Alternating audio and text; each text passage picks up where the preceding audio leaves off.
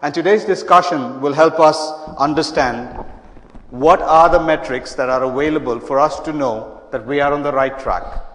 When do we know that we've turned the tide of the epidemic? What do we mean by epidemic transition?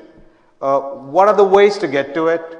How do we know that the measure that we are measuring is the right thing to do? Does it include everybody? Is it inclusive, or is it just looking at only a few segments of the society? What is the human face of epidemic transition? So we have an interesting panel here. Joe, Chris Bayer, Ambassador Burks, Nadesh, and then we'll be joined by Induku, who's from Kenya.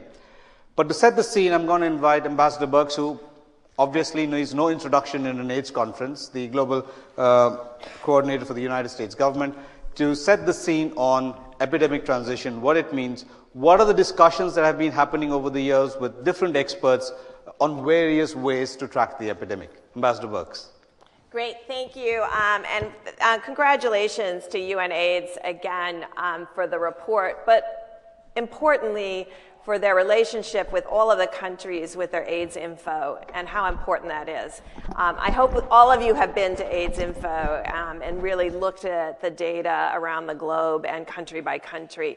This keeper of the data in UNAIDS is what has separated us. We were talking last night, and someone from the TB world says, I go country by country, and he came out of HIV, and I'm looking for the TB data of how many were diagnosed, how many finished their courses, how many are cured, and he said they don't have the same level of data. And I think we are privileged throughout the years of this epidemic to have strong evidence base of where we are. In fact, we know where we are, which I think is a very exciting thing. All of the work that we do is now embedded in the HIV SDG goal, and I think that makes it exciting because that was where governments signed on and agreed to controlling this pandemic by 2030, and as a vehicle to do that, signed on to this agreement to fast track by 2020 of the 90-90-90, and that's a strategy that we work within with governments and communities all of the time. But to my mind, the 90-90-90 framework has really provided us a way to monitor and evaluate our program at the most granular level. So you can look at that community by community, you can look at it by gender, you can look at it by age, and you can look at it by risk group to really understand every moment where we are in achieving our goals. And then we're able to implement and triangulate this as an impact at the community level. Using that 90-90-90 framework, we've been able to define, and I think you all have been able to define, where the key gaps are. And this has allowed us to really increase resources, both prevention resources and treatment resources, to address those key gaps, and then look and see whether we're improving those gaps over time. And epidemics continue to evolve, and I think that's been the issue with HIV from the beginning. And our job is to understand at a local level, at a community level, how it's evolving and continuously adapting our programs. Because changing the course of this epidemic at a time when the demographics are switching, not only the youth wave, which you've heard a lot about, and I'm really glad that people are talking about it. When we first started mentioning about the youth bulge and youth wave 5 years ago, there was a really lack of a real understanding how significant this was, particularly in sub-Saharan Africa.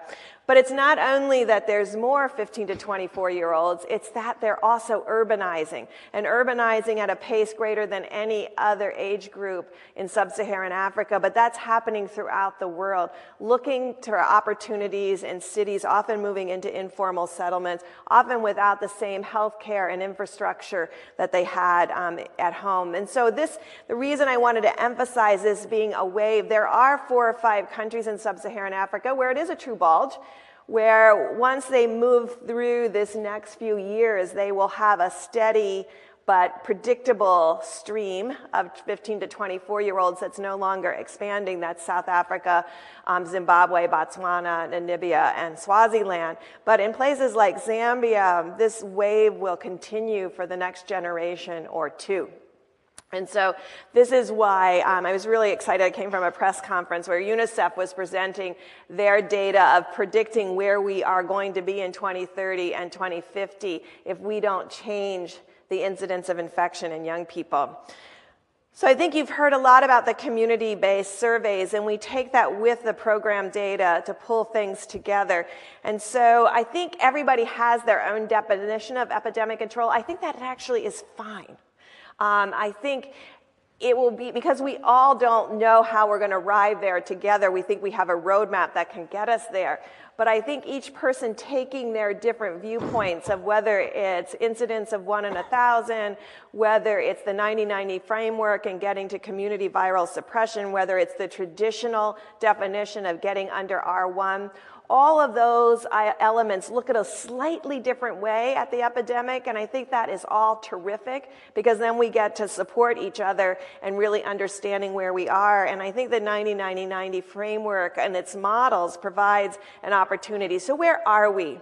And which countries do we think be transitioning first so that we understand what the long-term commitment to the number of individuals who are already on treatment, and what the long-term commitment to prevention will be, and what the long-term commitment to surveillance and incidence to ensure that we continue in this way. And so there's a series of countries, Ethiopia being one of them by the classic definition of infectious diseases, is very close to epidemic control. Zimbabwe is zeroing in, and Burundi. So working with each of these different countries, very different epidemic, and really understanding at the community and the government level, what should the programs evolve to and look like? What we've learned together in the news conference, I guess, came from, wow. Okay, everybody's awake now.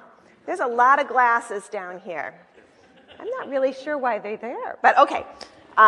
There's more that I could kick over, so maybe we should take this one too before something else dangerous happens. Okay.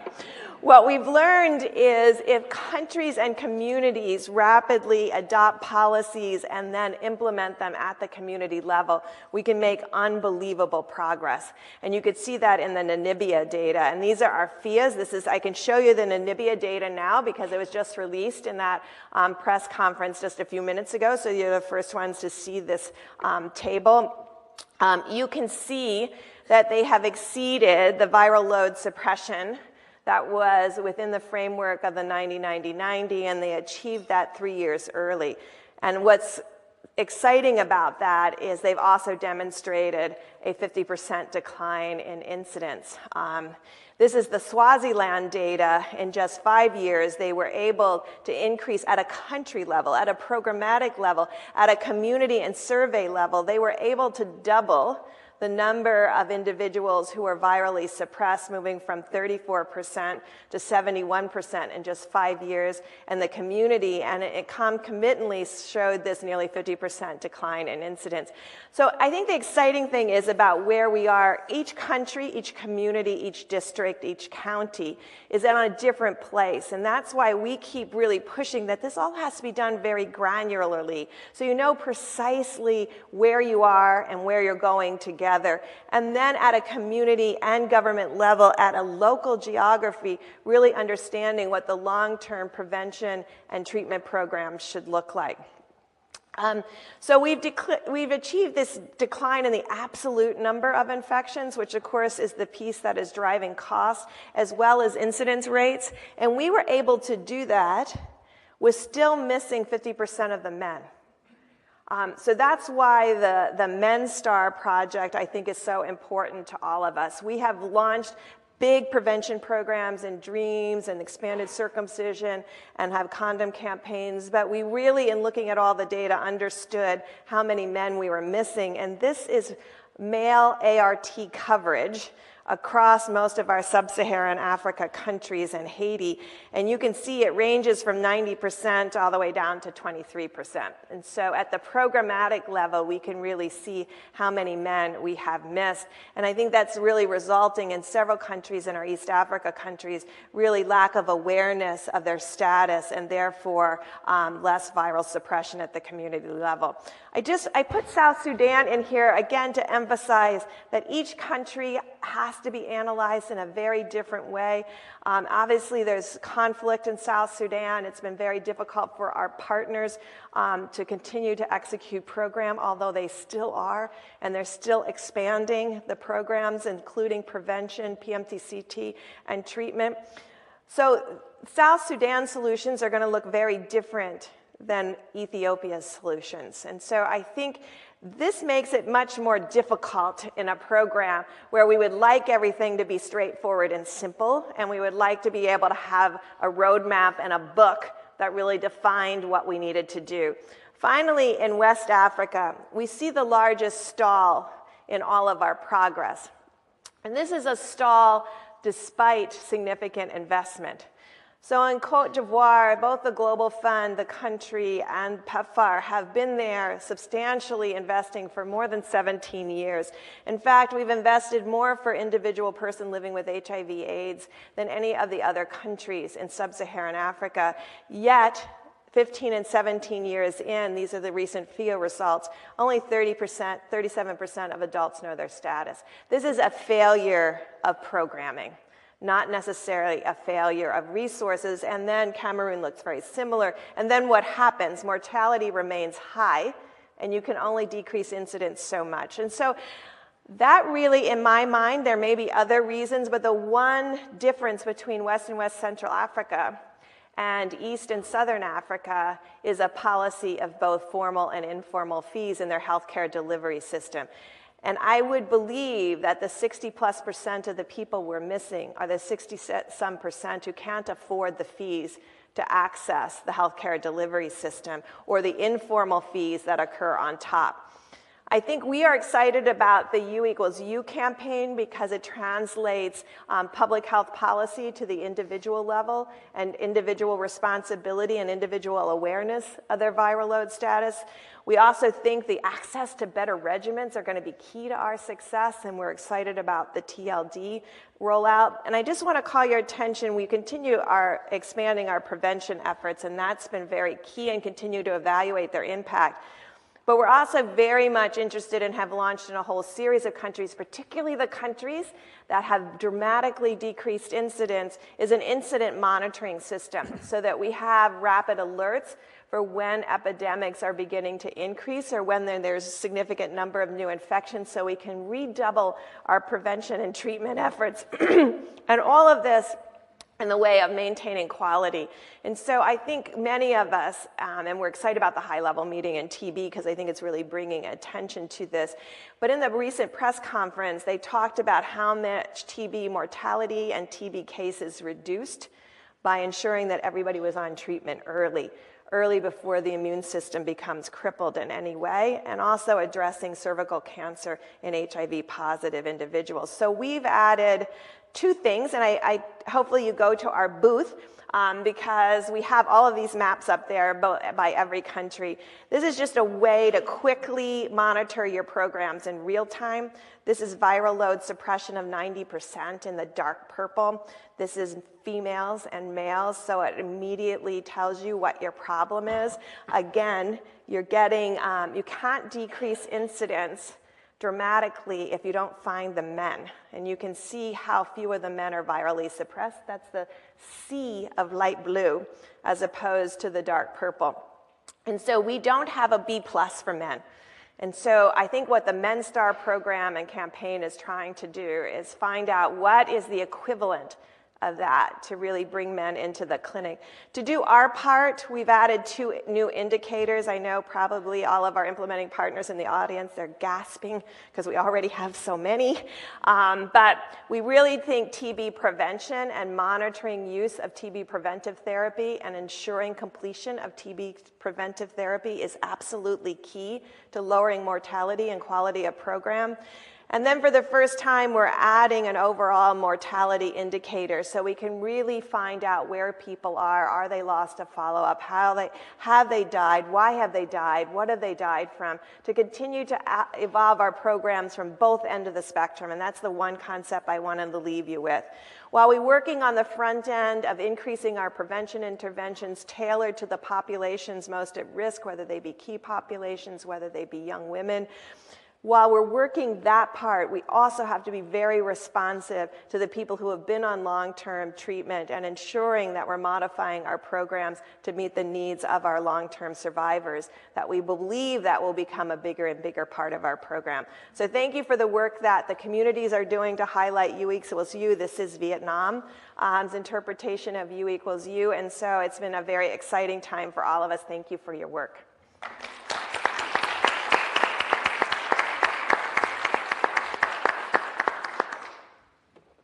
I'm worried about sandals. Oh, no one has sandals. Okay, good. Excellent. Thank you very much. Chris, when you hear the word epidemic transition, and Ambassador Berg's slides give you always national aggregates and the curves going down on deaths and new infections. I'm sure she has slides about key populations too, it's just that she didn't show them, and many, many of them. What comes to your mind immediately? Well, thanks very much.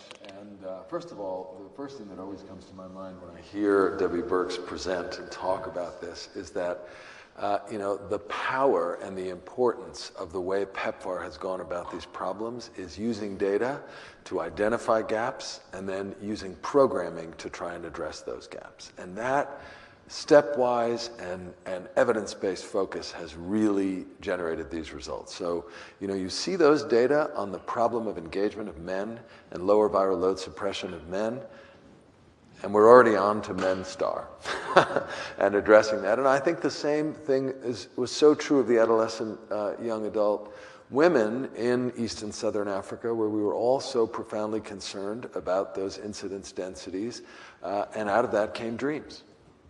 Right? And that is really what we need to do. When we look at the key populations components of epidemics, and very often when we do that, we're taking a different lens from the focus on the most burdened part of the world, sub-Saharan Africa, and having to look globally, because if you just for a moment, and I would never say this, I hope you understand what I'm saying, just put Africa aside for a moment and look at the rest of planet Earth, it's a key population epidemic almost everywhere.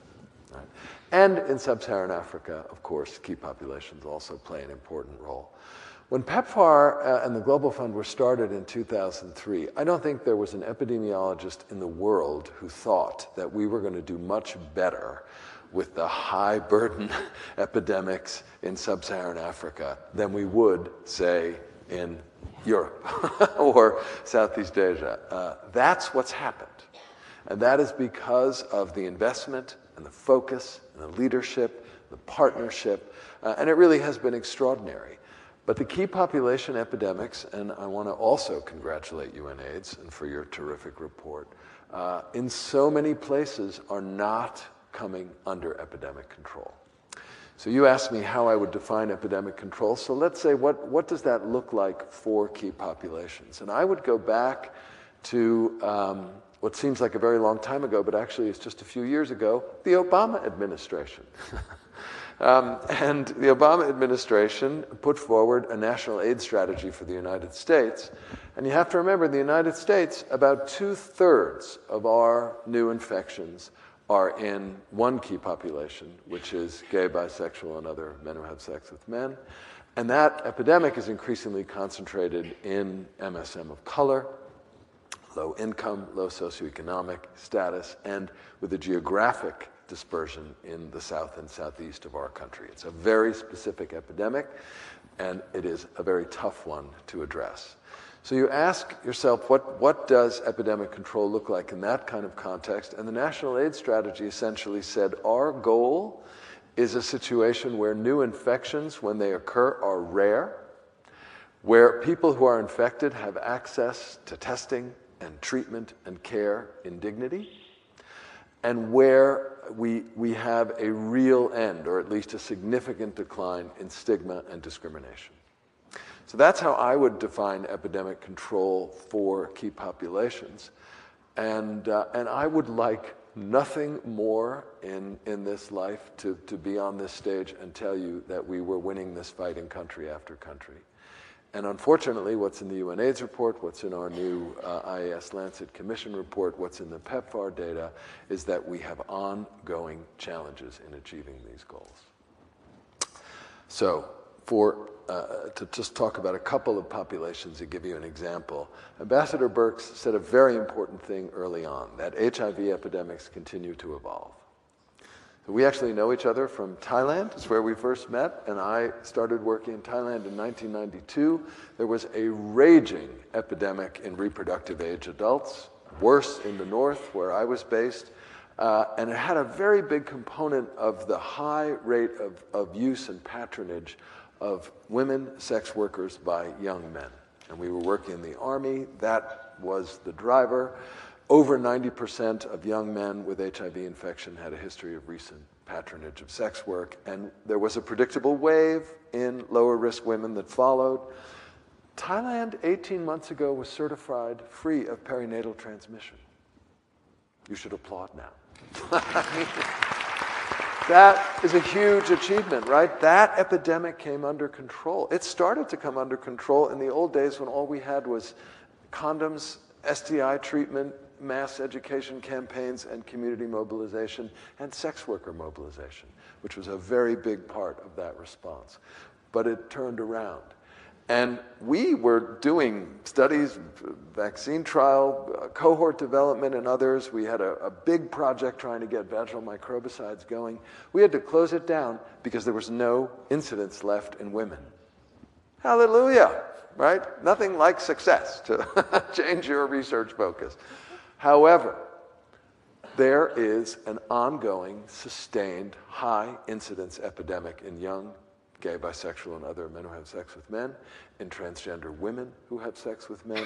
There are still ongoing and now resurgent spread among injecting drug users in that country. The prisons have always been a big problem. They continue to be a big problem. But the highest incidence densities of all are in young men who have sex with men, and the incidence densities have been measured in an ongoing Bangkok cohort study in the 5 to 12 per 100 person year range. That is about as high as HIV transmission gets in sexual transmission.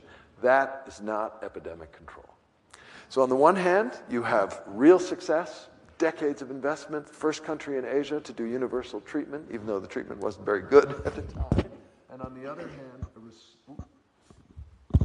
a resurgent epidemic in a key population.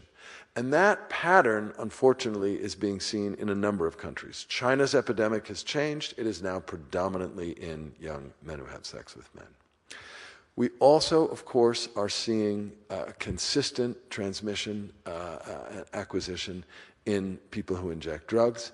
I think there's a really important comparison between Ukraine, where key populations programming has been evidence-based and where there is things like methadone and substitution therapy, and the painful contrast with Russia, another country where I've worked for a number of years, where we're seeing exactly the opposite of what we want to see. So the trends are increasing AIDS mortality. They had a 24% increase in AIDS mortality in the first 6 months of 2016. Right? So rising death rates and steady increases in incidence. Incidence is not just stable and high. Incidence is rising, and it's been rising for 6 years. And why is that? It's because they are not implementing evidence-based, effective prevention programs. They're not working with drug user communities, and of course they still have a refusal to use modern drug treatment like methadone and buprenorphine. So what I would say about epidemic control for key populations is we've known this all now for a while. The data are showing us that the divide is getting starker. We really have to rejuvenate the effort to try and make policy and programmatic advances because the tools have never been better and the people who need them the most are still getting excluded in so many places. And I would tell you that unfortunately is true for PrEP, the first big new advance that we've had, where the rollout in many, many countries is anemic and where it is not getting to the people who need it most. Not getting to the youngest gay and bisexual men. It's in my country not getting to minority men of color, who are the people who could potentially benefit from it the most. And that will be true whatever else comes down the pipeline if we can't deal with these underlying social determinants, the stigma and the discrimination. So taking it back to our national AIDS strategy and looking at epidemic control, We really have to address that stigma and discrimination. And I would agree very much with Ambassador Birx, as I generally do in life, that U equals U is the newest anti-stigma intervention we've had. And we need to really start using it. I think it's a very powerful tool, and I've been really heartened by the U equals U movement folks who are here. They're a dynamic group, they're exciting, and the message that's so important there, and this is the last thing I'll say, is that it's a message about how people living with the virus are part of the solution. And the onus is on governments and on programs and on all of us to make sure that people have access to testing and treatment and have adherence support and can stay virally suppressed, because that's how we're going to win. I'll stop there. Thank you very much. Well, not that when Chris speaks, you always believe everything that he says. But to add to that, if you can go to this page, you will see that 47% of all new infections worldwide are among key populations and their partners. And it's region after region. Yes, East and Southern Africa, the share is much lower, but no part of the world is there an epidemic where key populations are not affected, and we need to do that. A couple of years ago, UNAIDS came up with the vision, and that still continues to be our vision, of 0 new infections, 0 AIDS-related deaths, and 0 discrimination. And these charts very happily are able to, very easy for us to plot deaths coming down, new infections coming down, where do they intersect, and is the intersection the tipping point where we know we've done enough? And every time such a slide comes up, there's been a growing chorus from the civil society to say, hey, that's not good enough for us. We need to go one step further. The conditions in which we live, the legal environment, the social environment, if there is no change on that front, there is no long-lasting difference. I mean, travel restrictions, one of the few things that we've monitored over time. We applaud the fact that the United States removed travel restrictions. But there's one region of the world where actually travel restrictions make a lot of difference on migrants, which is the Middle East. There has been absolutely no movement. So where do human rights fit in? You know, the migration issue. So Joe, talk to us about epidemic transition, human rights, and what does it mean for sustainability? I think that's a big question. That's why you have a lot of time to speak. Yeah, I mean, to me, I think one thing to pick up on immediately is the idea of a tipping point is really seductive, right? Everyone wants to find the tipping point, see the tipping point, cross the tipping point. But just as Chris has said, and as you've said, Mahesh, you can rebound. You can bounce under the tipping point, you can come back, and what are the conditions in which you can sustain an epidemic transition? And the IAS Lancet Commission report talked about the slogan, end of AIDS, being the wrong message and not being effective. And I think I always felt that the message should be, together we can end AIDS, because we need community engagement.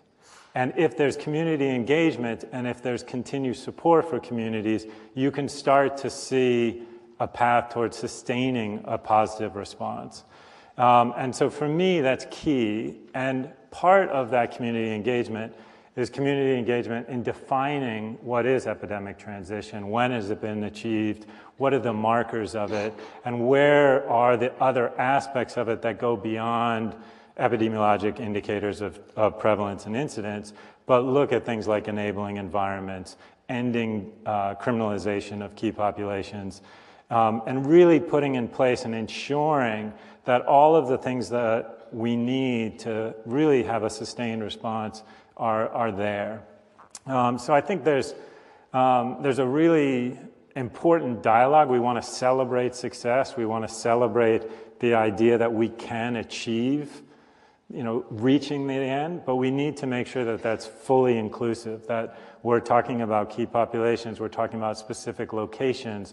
We're not calling an end to the epidemic before everyone's a part of it and everyone's been reached. And I wanted to highlight also that this isn't an unprecedented approach in terms of thinking about elimination as a public health problem or epidemic transition. The elimination of maternal to child transmission validation process includes engagement with communities. It includes specific markers of repeals of punitive laws. looking at sustained funding levels and looking at health system strengthening. So does the neglected tropical diseases process for elimination, for trachoma and lymphatic filariasis. They're key markers of the dossier that countries have to put together and present that reflect strengthened health systems, strengthened and ongoing support for morbidity control and management. And that's the discussion that I don't always hear when we talk about epidemic transition that I think we need to bring to the forefront. Thank you very much, Gio. I'm now going to turn to Nadej. And Nadej, you are probably the youngest of this panel here. The burden of any slogan or any goal that we set of ending the AIDS epidemic or epidemic transition, much of it will be realized in hopefully in your lifetimes. When you hear these experts speak, from a person on the street, what is it that you feel they are saying, and how does it affect your life? Thank you so much. And starting this presentation, I want to give you a description of how I feel this epidemic transition is, and I'm going to name it in three descriptions. And the first one is a background of how my country was when this started. And Rwanda has a very, I'm from Rwanda, not Kenya. Oh, yes, I'm sorry. Nduku is from Kenya. Yes, thank you. And Rwanda has a history of the genocide. And when, the HIV epidemic first, showed up, and it was like a period of tragedy. There was a lot of people dying and a lot of migration. People were going out of the country and then coming back.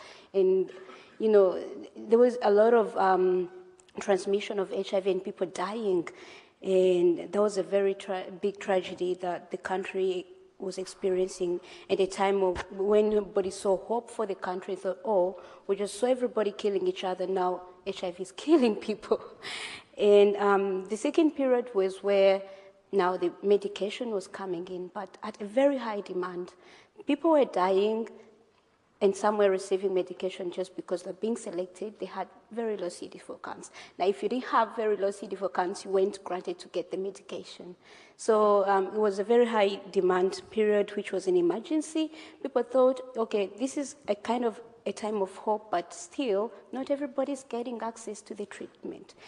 And the third period was when people said, now treatment is available to everyone, and there's stability, and now there's control of the epidemic. And we're seeing where people say, now I can go to a health center and access treatment, apart from where we see some challenges of, like in Africa, where 50% of the entire population that has HIV don't have access to the treatment. So it's still a big challenge.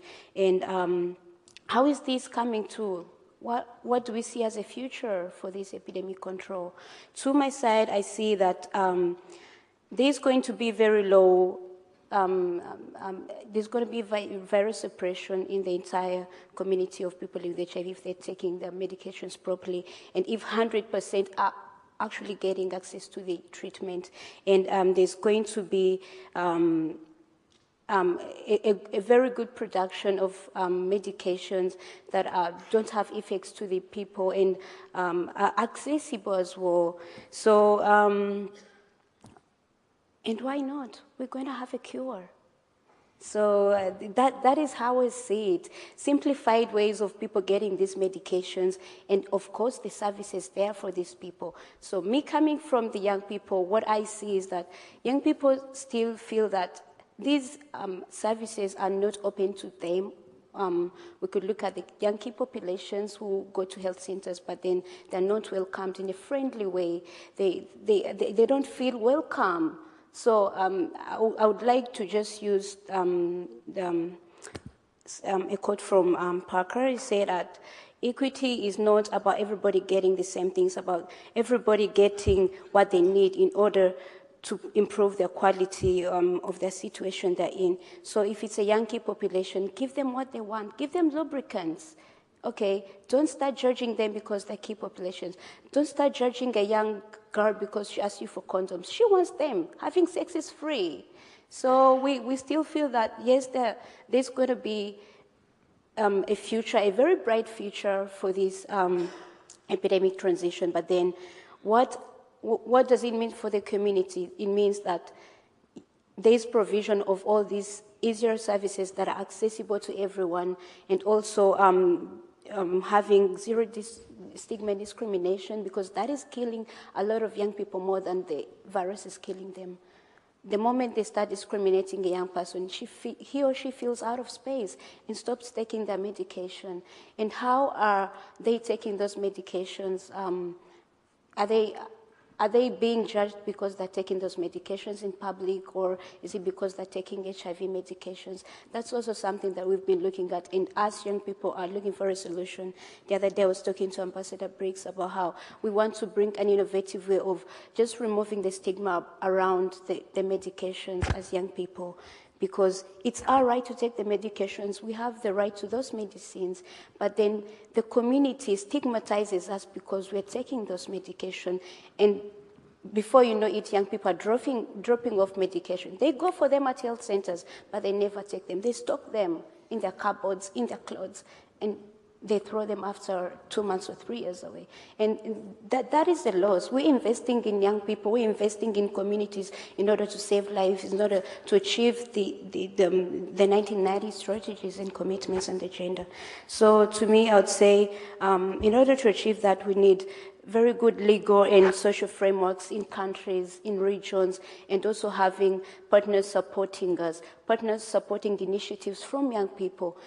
Here, young people, because they have the best solutions for their issues. A young person will tell you something they feel that, yes, it's an idea. Can you fund it? Because this is what I think us young people are facing. Don't think for us. Ask us, and then fund our ideas. Thank you. Interesting indeed. Don't think for us. I think a lot of government officials also say that. Don't think for us. Duko, you are one of them at Kenya. You have to negotiate with donors, you have to negotiate with the counties, within your ministries. You need to make decisions, and probably you get to answer, or you're asked to answer a lot of questions about, fine, we've given you all this, but what are you achieving, and are you on the right track? So when you hear things about epidemic control, how do you measure success?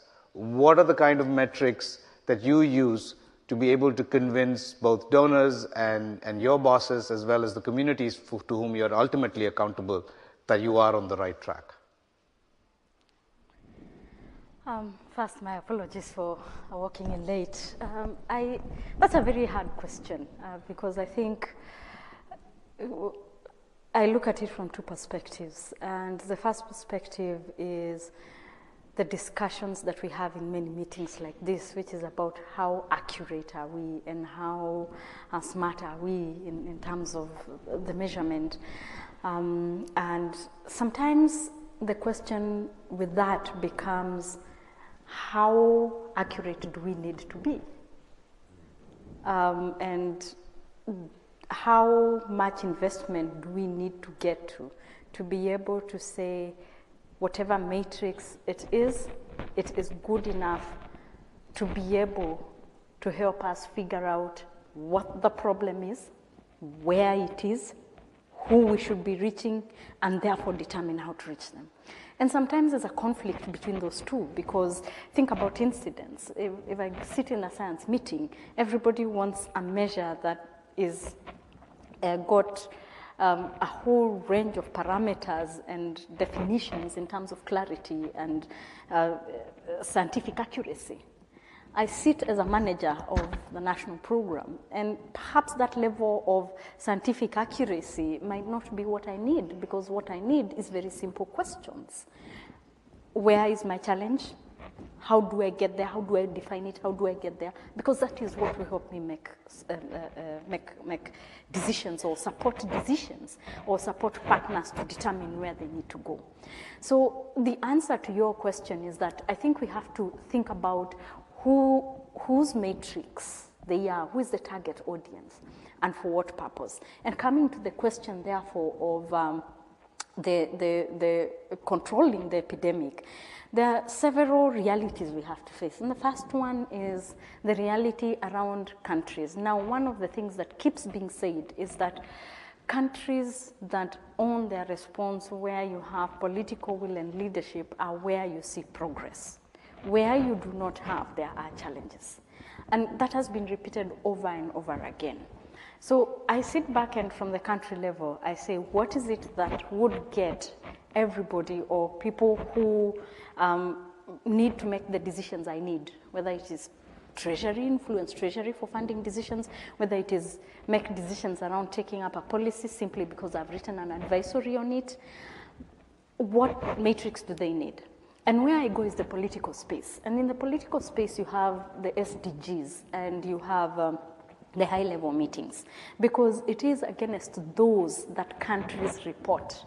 It is against those that a global, almost should we say, peer review mechanism exists. It is against those that when Kenya, the country I come from, reports, it reports against what is in the SDGs, it reports against what is in to the African Union, what is in the acceleration plan, and it reports against what is in the high-level political, what is endorsed. Now, therefore then, from a programming perspective, it becomes very important to be able to have matrix that can be translated into that global reporting framework. If what I have does not translate to that, then it becomes impossible to manage the expectation for government ownership and the expectation for accuracy or the other matrix that we may have. And I think there's a tension there. And so for starters, most countries, whatever, whether it is what partners would like to see or whether it is what the scientific community would like to see, most countries will be always very clear that they will report based on those political targets, because that is sort of the global peer review measurement and mechanism that exists.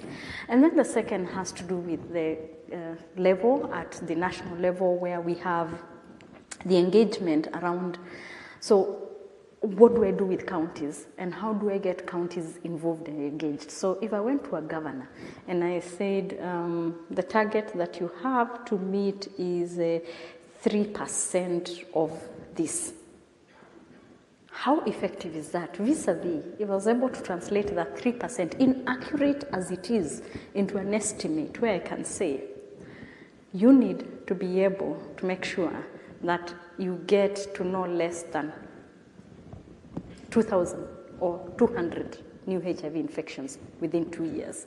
Now, because of our incidence measures, that is not very accurate. But if I am going to get through to that leadership level and be able to provide a target against which to move, it has to be realistic in absolute numbers and easily identifiable, because that is the target against which the county minister for education will be required to engage the county government and the county assembly even for resources. So it is beginning to realize that matrix and data are very important from the decision making, from the point of view of the HIV response, for us to be able to look at our numbers and see where are we in terms of progress. But we must be able, if we're talking about controlling the epidemic and having this narrative to be provided and given to leaders of government in such a way that they actually understand, to be able to put that data in ways that make sense to them, that they can easily identify with, and in ways that allow them not only to speak to their populace, but also to the global community. Thank you very much.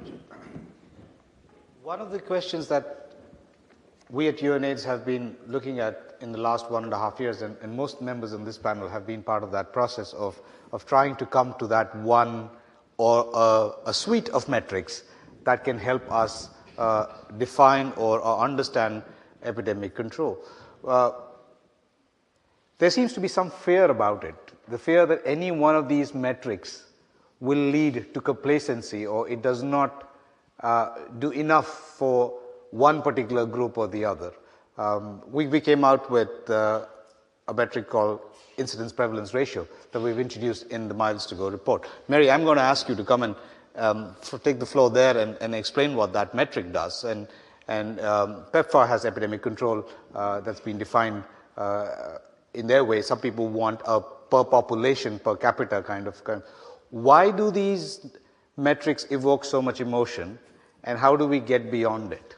If each one of you can spend a few minutes reflecting on that before I turn it over to the audience for questions. Ambassador Burks? Well, I'll be very brief. That's why we didn't do anything outside of the standard infectious disease, because we didn't want to evoke any emotion. We wanted to say, how does the infectious disease world measure epidemics?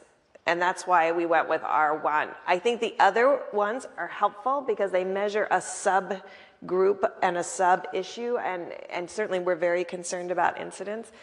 But it did seem to get very emotional. I think part of the emotion is, and that's why we've made all of this progress has to be within each gender, each age group, each risk factor.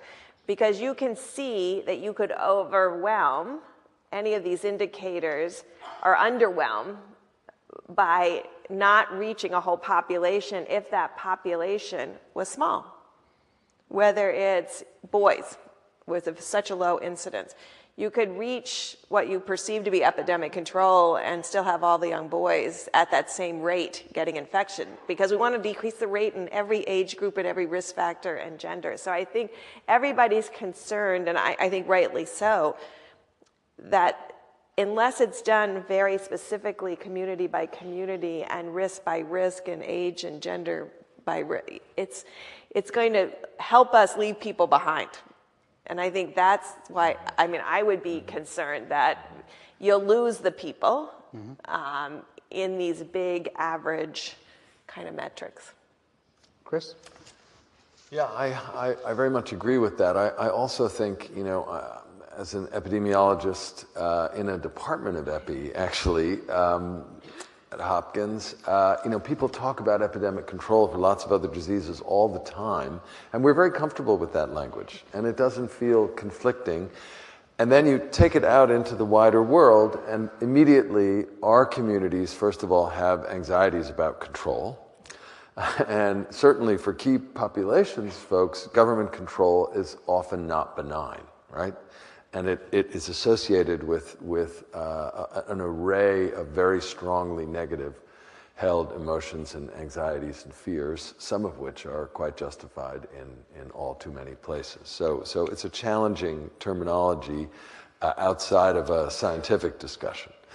So I think that's one issue. I would say that there are some other metrics that we've used over the years that people pay less attention to now, but that I think are also powerful and important. So one, for example, is life expectancy. Life expectancy is probably the best validated general measure of well-being in populations. It correlates with so many things, including development and health systems development. We come from a period, some of us, where the life expectancy with clinical AIDS or from diagnosis was about 11 months. Was the median, and we are now talking of life expectancy well into the 70s for people on antiviral therapy. That is a huge sea change. We have seen country life expectancies crash before Pepfar and the Global Fund and before the initiation of treatment access. And we have seen return of life expectancy.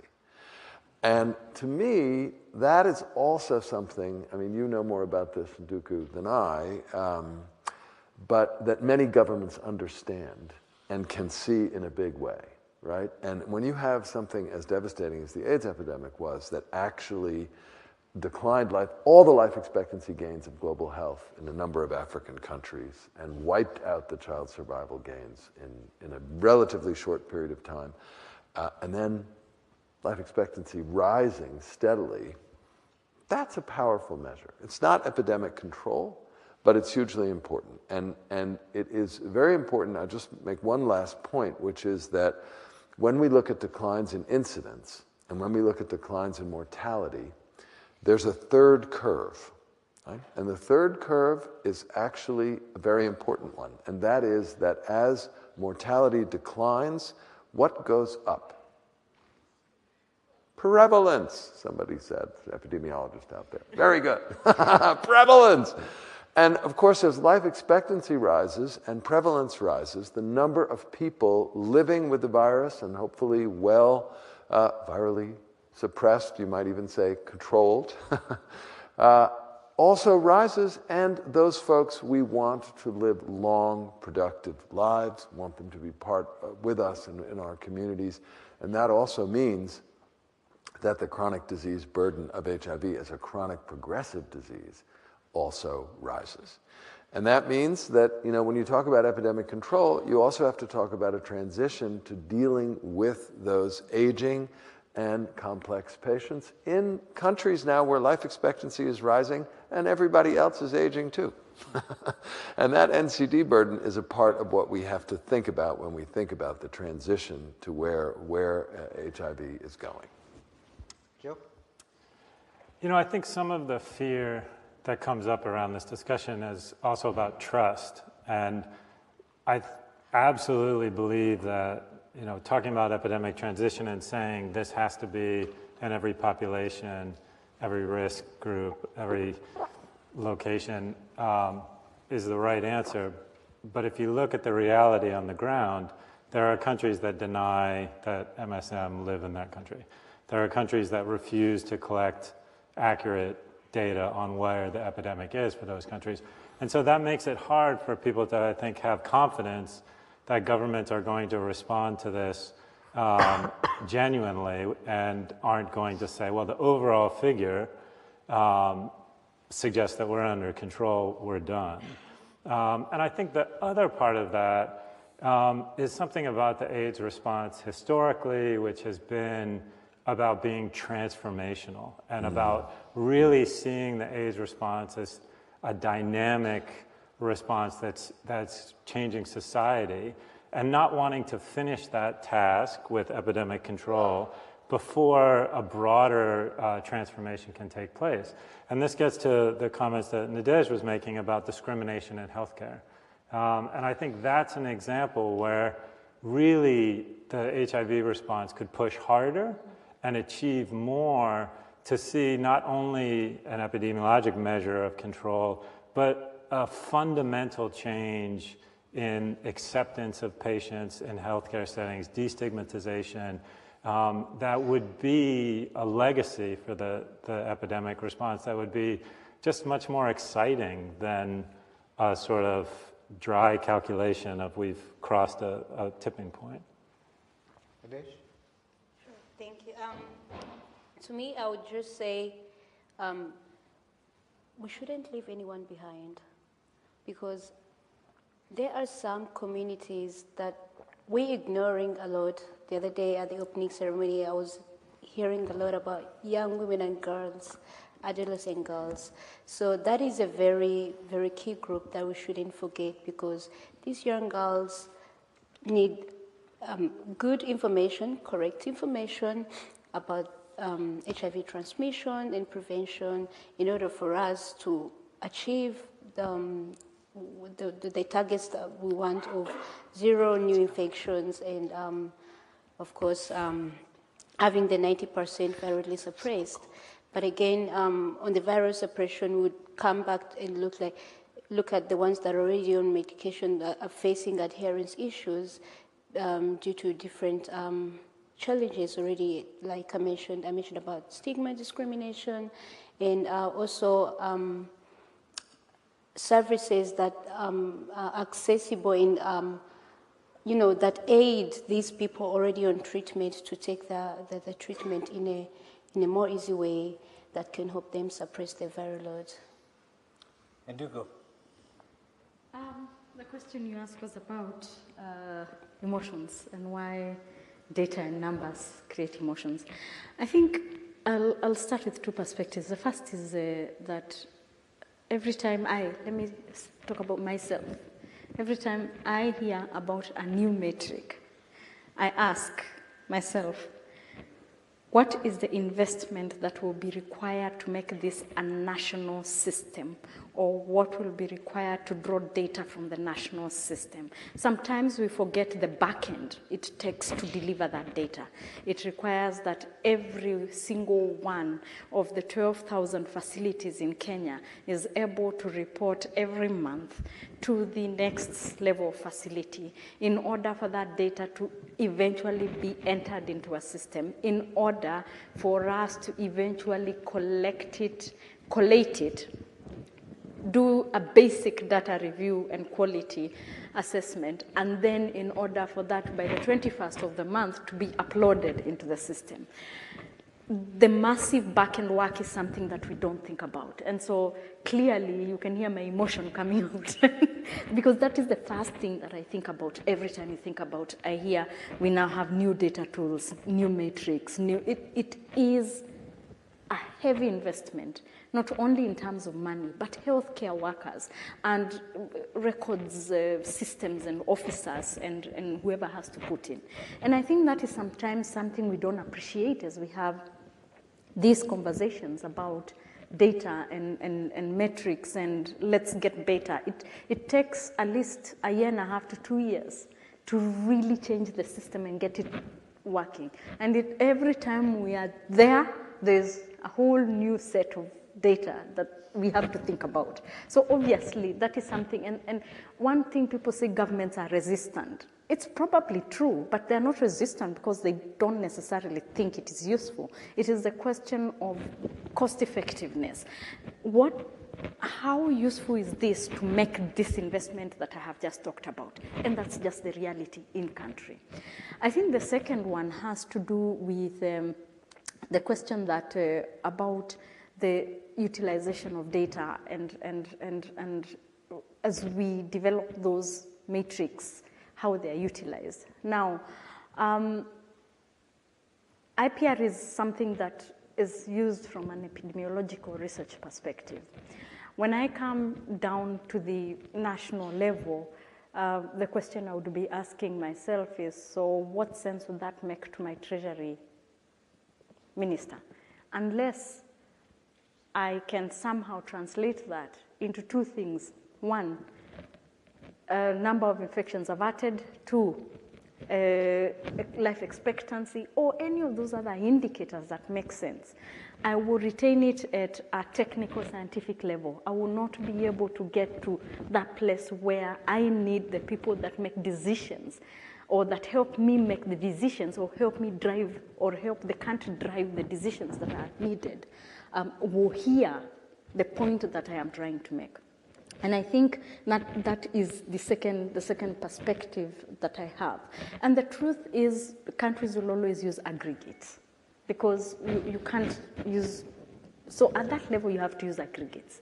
The question then becomes at the technical level, how do you make sure that you also don't get caught in the aggregates and you're able to look at the differentiated and granulated data, whether it's by population or region. We've been able to do that in Kenya, but I do recognize it's not something that is done everywhere, or there's capacity to do that everywhere. But it is the one thing that needs to happen. But that is a technical level discussion, because beyond that, how much disaggregation you can do at certain policy levels reduces and reduces and reduces the further up you go, even down to the global level. What we report in SDGs for HIV is just, 3 or 4 specific indicators, and that is the whole world, the whole 8 billion of us. So I think it's important to recognize that there will be emotions, and it is not always resistance. It's also a cost-effective strategy of trying to figure out how much sense it makes and what we must do and what we can live without doing. Thank you very much. I'm going to open up to questions, and then I'll have a final question to most of you, which is, and I'd like you to start thinking about it now. And this is something our executive director put to us, is to say, I need to be able to go into any village or any town or for the head person there, how does she know that what she is doing in her community is making a difference? And that's the closing comments that I'd like you to think of. But before we go to that, I'd like some questions from the floor. Mary, go ahead. You go first. Just to answer your question, is that working?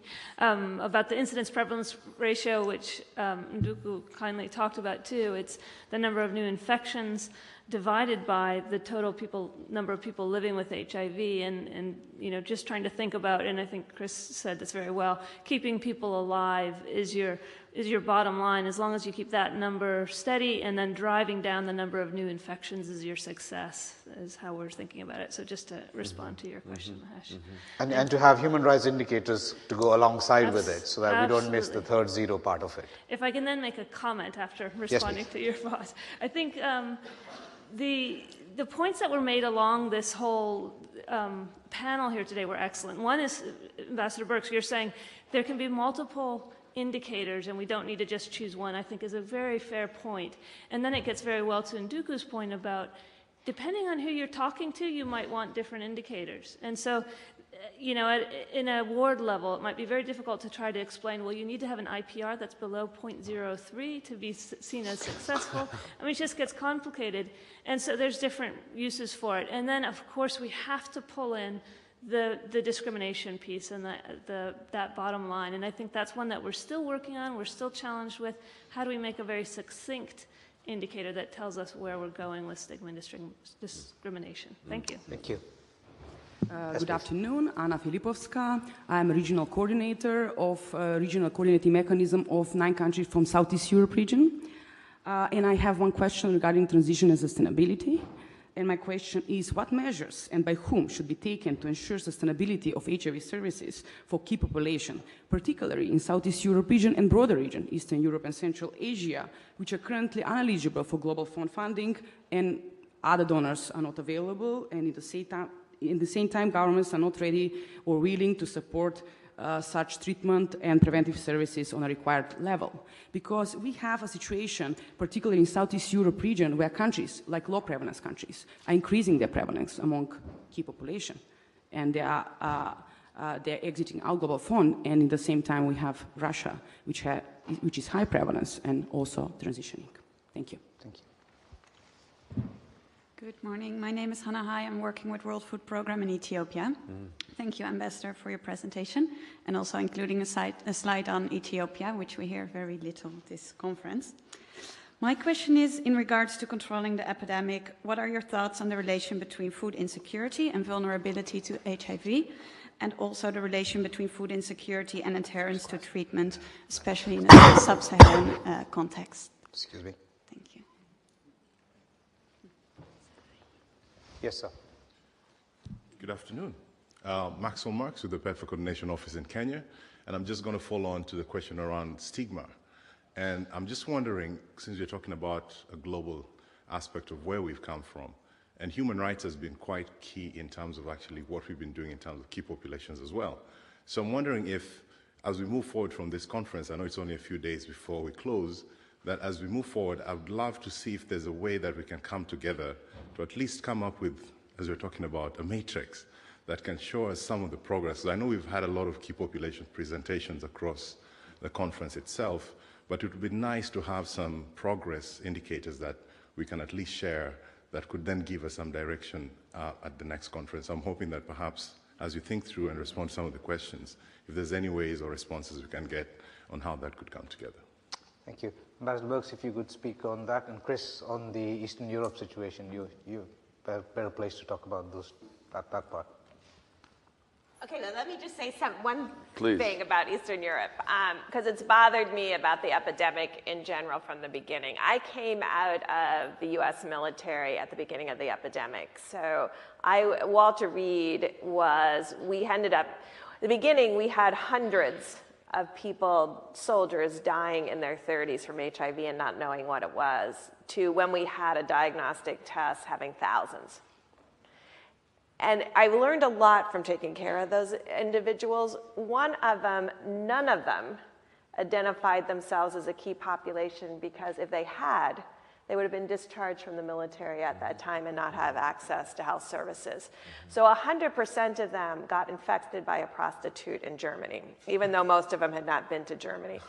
I say that because it's one of our fundamental problems in the key population epidemic everywhere, is no one wants to come, when you have it being criminalized, or if there is a government who refuses to respond to it, no one is going to come forward with the information or the knowledge and the ability to address the epidemic. And I think if we've learned anything over the 37 years and I look at where we are, I think it's some time we're going to have to say, if the governments over this time period have not responded to the epidemic that they do have, do we as a global community come together to respond to the epidemic that they do have?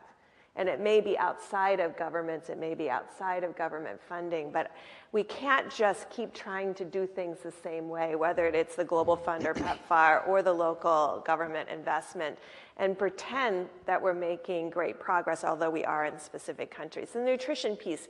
So something very interesting has happened along the nutrition piece. So over the last 3 years, first we invested a lot in nutritional support for people on ART, because they were started so late.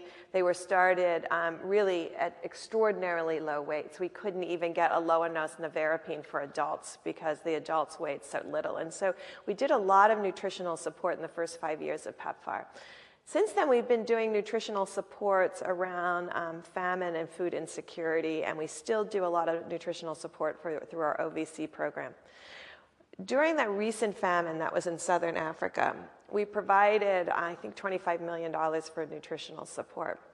But we were said to the countries, we wanted metrics because, like you in your government, I have to respond to a government. And my job is to keep the $6 billion $6 billion. That's my job.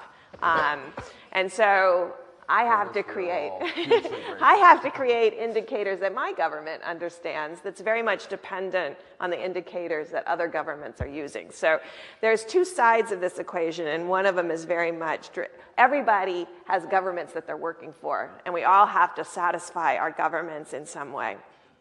So I asked for metrics around measuring the nutritional state so that I could show impact for the dollars released.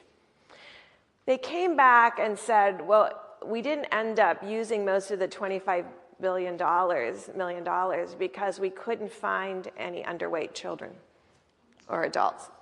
So this is the issue that we had. There's perception and then there's data.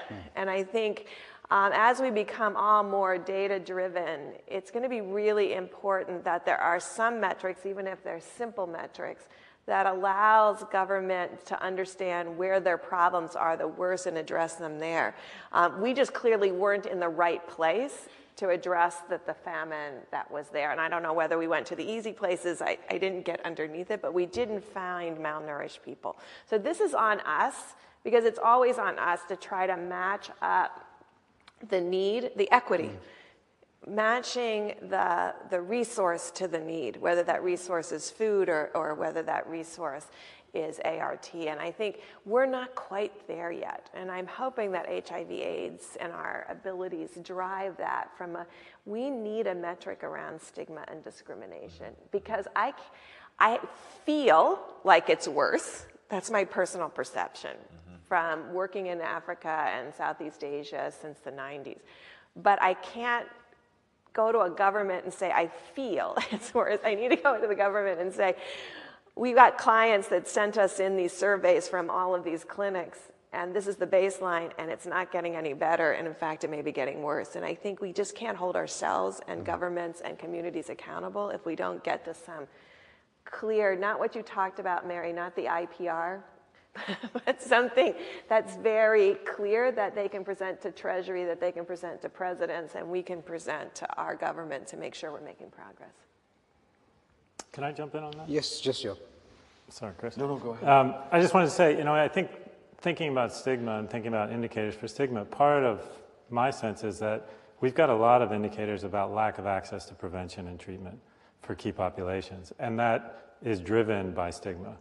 And so we can use those indicators as one measure of stigma. And I think qualitative measures of stigma are also very, very powerful and tell an important story. In the 90s, when I worked in Haiti, the Catholic Church wouldn't bury people who died of AIDS in their cemeteries. And that changed. And that was a measure of an improved environment around stigma. And I think we need to sort of balance all of the different tools we're using, the indicators that we can generate, but also the communications. Criminalization laws are stigma. And so we need to really, I think, come at this in a very comprehensive way. And it's nice to try and find single indicators and sort of simple solutions, but it's a complex epidemic. And one of the fears that I think I have is that we've seen in public health lots of efforts fail. Malaria elimination failed. And part of that is complacency, and part of that is not going the full distance to find the pockets that are being left behind. And I think we're all saying the same thing and trying to find ways to come at this problem and really make sure that we get there together. But there's still a lot to do together to get there. I guess I would add, we heard both from Nduku and from Ambassador Birks about the importance of granularity, and I would just follow what Joe has said, which I very much agree with, to say that, for example, there have been measures of the tolerance at population levels of homosexuality, of same-sex behavior. There actually are indices across countries for that. You may know that there's some, countries, West African and West Indian countries in the Caribbean that have stubbornly high homophobia indices that have not budged over time. And then there's been many others that have had a sea change. And there is some external validity, there is some correlation with those attitudinal measures and things like marriage equality. And there are actually tipping points, which we saw in my own country, the United States, where we got there later than a number of other countries, but where social attitudes really have changed. The stigma and anxieties around sexual activity for underage girls is a very different thing. And it's driven by, I think, a very different social set of values. It's around social gender norms. It's highly culturally held, as homophobia is as well, of course. And so I think in this area also, we need granularity. We probably need some different measures. I would say that for HIV stigma, which of course is a component of all of these and is the classic social science example of an intersectionality, because it intersects with these other forms of stigma when HIV is a part of the mix. GNP Plus and its partners have really worked hard on coming up with a global stigma index, and I think the more that we start to try and use that and use it with some consistency, the better. I do just want to add an answer to the question about, I think the questioner was from Southeast Europe, is that right? So yeah. So I think it's important to remember, and it's really rather striking, that HIV epidemics among people who inject drugs are some of the best examples we have of the success of epidemic control. There are two Europes. They used to be divided by, by the Berlin Wall. But Western Europe had very serious outbreaks of HIV among drug users in Switzerland, in France, in Italy, in Spain, in Germany, in Edinburgh, the Scottish epidemics in the UK. They are examples, as is Baltimore, where I'm from, where we actually achieved epidemic control pretty quickly because the basic package of preventive interventions for people who inject drugs works, and drug users want it. People prefer to use sterile injecting equipment if they can get it. If you make it available to them in ways where they're not going to get arrested, they will use it. That is true in country after country. What you have in the divide between the two Europes is, of course, on the other side, what has been sustained is a refusal to provide evidence, right? To provide evidence-based interventions for people who inject drugs. That is what is being sustained. What is being sustained is a rejection of public health science and evidence. And that really is what has to change. This is fundamentally a policy, programmatic, governmental change. And to say that is not to say that it's easy to do that. I will say that if we were having this conversation 5 years ago, I could say that there were almost no countries in the former Soviet Union that were at all allowing for example, methadone or substitution therapy. Every single one of them except 2 now at least have pilot programs. There really has been progress. And so I think, you know, we're not at the point where those are taken to scale. We still have issues with harm reduction. I think the very last piece of this I would say is, you know, there is a decades-long powerful movement around harm reduction. The harm reductionists are a special breed of people. They are deeply committed. They're mostly recovering users themselves. And they have shown again and again that if we get out of their way and we give them the resources they need, they are willing to do this work, help their community, and they can really bring about a sea change. The divestment in those communities is a serious problem. And the struggle for people in the Eurasian Harm Reduction Network and the other harm reduction networks, the Russian harm reductionists, to keep going in the face of really negative pressure is quite extraordinary. They're the allies, they're the champions, they're actually willing to do this work and solve this problem. We could get out of their way and make sure that they have sufficient support and resources. They can do for Eastern Europe and Central Asia what they did for Western Europe, North America, Australia, which actually implemented harm reduction before HIV started spreading in drug users and headed that epidemic off at the pass. Yes, indeed. And Kenya has injection drug use too. And sorry to tell you.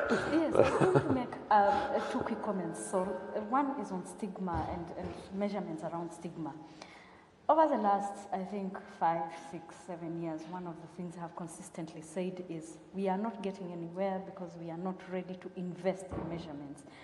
We've invested in data, surveys, routine data collection for almost everything else except stigma reduction and stigma surveys and indices on an ongoing, consistent basis. And so until we do that, we'll continue having this discussion, but stigma will never be one of those things where we can go and say, this is what we're able to do. The example of Kenya, the first time we're able to use the stigma, the second time we're able to use the stigma index, we actually got, and were able to show, to correlate, maybe correlation is, but to show that where you had the higher the level of stigma index, the higher the number of young people who are not on treatment in terms of proportion.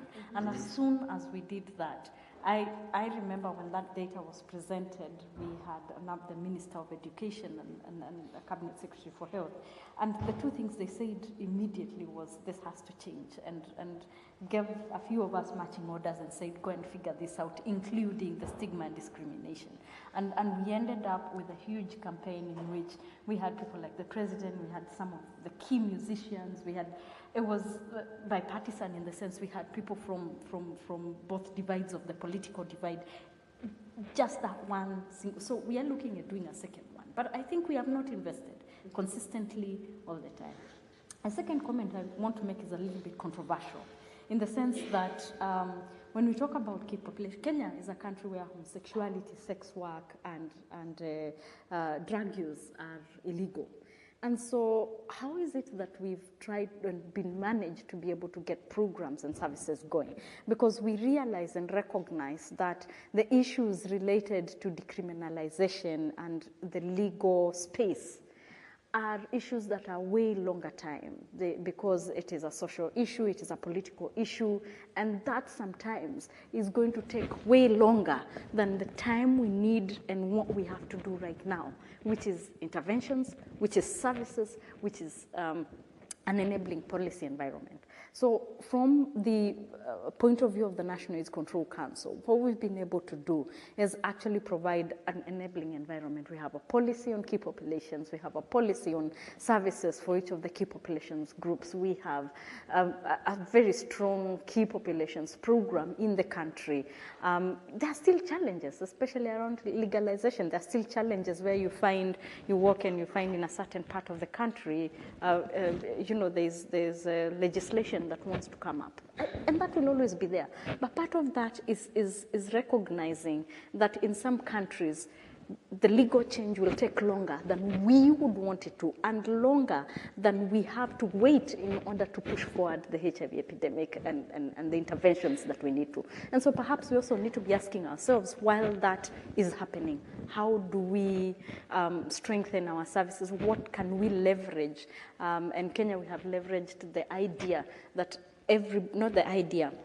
the constitutional right that every Kenyan has a constitutional right to the highest standard of health. Now, we've used that to be able to provide health for everyone, including young people, where we have challenges that are legally related around young people being able to access services, and changed the policy framework in a way that allows that to happen within the constitution and the legal barriers or the legal parameters that we have.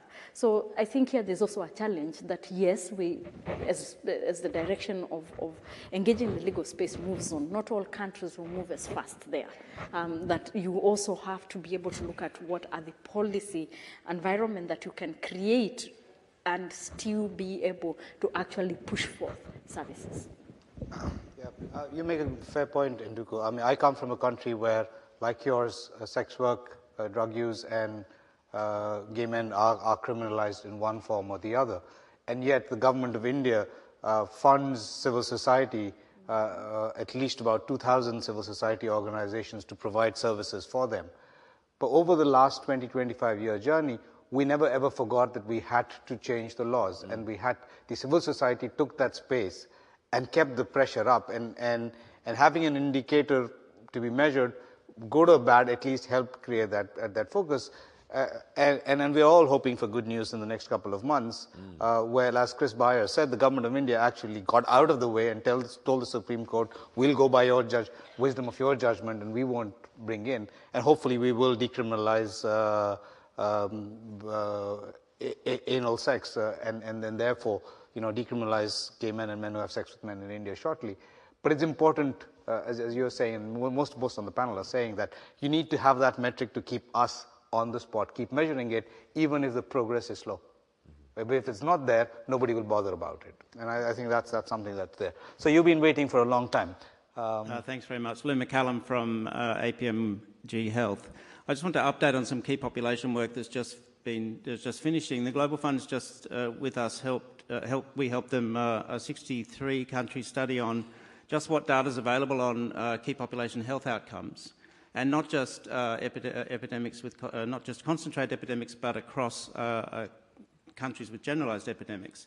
So we could just see whether we've got disaggregated data on health outcomes for key populations, and in some countries we have very good data. Most countries we've got great data in prevention, where we're using unique identifier codes, but it disappears as soon as the person's diagnosed with HIV and they go into the general health system. But even in some countries like the Philippines, you can track the health outcomes for a person from a key population with HIV right through to viral suppression. The problem seems to be about maintaining confidentiality, and also in trying to marry the UIC system, which was to protect the privacy of people from key populations, marry that with the advances that are being made in e-health in most countries. And I think that's the next challenge. How do we bring the protections that we had using unique identifier code systems in prevention into the general health system metrics, so that we can see the health outcomes not just in prevention but all the way through to viral suppression? On stigma, discrimination and human rights barriers to health systems, the Global Fund's just finished a 20-country baseline study on those human rights barriers to health access for key populations and for other populations in HIV and in TB and in malaria in some countries. And so stigma discrimination is a big part of that, but so are a bunch of other things, like too many costs for people living in poverty, distance of services for where people live, a whole bunch of other things. And that will provide some sort of a metric, a complicated quantitative and qualitative metric that we can use to see whether the investments we make over the next few years can bring about some change. One country that's made spectacular advances in reducing stigma and discrimination in recent years is the Ukraine. And I think we need to learn from those lessons, because it's quite a complicated set of solutions we need, not just campaigns, but structural change. And the structural change seems to bring about better access. So all those things are happening, and I think we need to try and learn those lessons across our programming, particularly about how we can protect the privacy of people from key populations, but bring them into the general health metric measurement system so we can track their outcomes all the way through to viral suppression. Thank you very much. I thought we'll have a lot of time for closing remarks, but we seem to have run out of time. So I'm going to ask you all to have some final thoughts in less than 2 sentences. So you'll all have to be grammatically incorrect. Induko first. Let's start from there. I think I will say that a lot of times it is important to recognize that countries have very good clues what their challenges are, what the data that they need is, and the investments that would be necessary to be able to get that. And so as we think about metrics, we must think about them in that context, because that is what will be most useful to helping not only countries, but the global community get into that space where we have measurements that work for everybody. The second thing that I will say is that we have to recognize that aggregates will always be there because they are necessary. However, at the technical level, it is important that we work with national governments to be able to say, so now as you aggregate this, how do you disaggregate this? And granulation of data has, in my experience, been the most important factor in being able to push forward our engagements, our interventions, and our ability to actually mobilize even county governments. Thank you. Joe, that was more than 2.5 sentences. So. Sorry. I'll come back to my first point, which was about community engagement and inclusiveness, and really kind of bringing the discussion of epidemic transition into communities to help define it, to help measure it, to get a sense of we're in this together. With 47% of new infections among key populations, we are not going to get the epidemic transitions that we all want to see unless we do better for the folks who are most at risk, most in need, and most likely to be excluded. I'll just follow Chris and say, if you add young women to that, you end up with probably 75 to 80% of the new infections, and these are the groups that we just heard from don't have access. Yeah. So it's on us to ensure that that changes. Yep. Thank you so much. I was just looking at the book, and I feel that when you give this to a young person, they would read it, they stock it somewhere. So with this, I just end with the recommendation that you provide, even with the UNAIDS provides, reports that are simple, just like something that is friendly to a young person, they can read, they could be motivated to just read. Yeah, that's my take. Well, thank you all very much. Thank you all. It was very rich. All I can say is, in the end, epidemic transition or epidemic control, whatever name you use, has to be meaningful for people, that they get the services they need. And at the end of the day, what we want to do is stop new infections, stop deaths, and in a way that respects the values of humankind. And that's what we're aiming for. Thank you all very much for coming. Thank you very much.